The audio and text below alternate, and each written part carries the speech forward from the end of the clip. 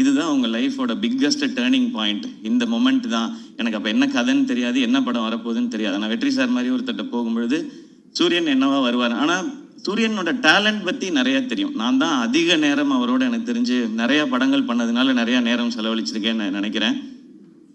Comedy பண்ணுற ஒருத்தர்னால எமோஷன்ஸையோ சீரியஸான விஷயத்தையோ நிச்சயமாக சாலிடாக பண்ண முடியும்.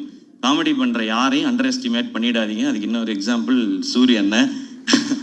ரொம்ப சீரியஸாக பர்ஃபார்ம் பண்ணுறவங்களால காமெடி பண்ண முடியாது, அது ரொம்ப கஷ்டம் அது. ஆனால் காமெடி பண்ணுறவங்களால சீரியஸான ரோல் எடுத்து பண்ண முடியும். இப்போ வெற்றி சார் மாதிரி ஒருத்தர் இருக்கும்போது அவருக்கு ஆக்சுவலாக நம்ம ஐபிஎல்ல சொல்கிற மாதிரி தான் ஃப்ரீ ஹிட்டு சூரியன். எனக்கு ஜாலியாக கண்ண மூடிட்டு சுற்றலாம், 6 தான் அது எப்படி போய் விழுந்தாலும்.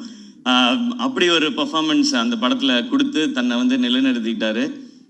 இப்போ ஆனால் கேட்டால் சொல்வார், அண்ணே ஹீரோ ஆயிட்டீங்க எப்படின்னா, தம்பி அதெல்லாம் இல்லை தம்பி, நம்ம பிச்சு போடுவேன், இன்னொரு வாட்டி இதே ட்ராமா அவங்க பண்ணவே கூடாது, அடுத்தடுத்து அதான் பண்ணுறீங்கன்னா. அப்புறம் கொட்டுக்காளி நாங்கள் பண்ணியிருக்கோம்.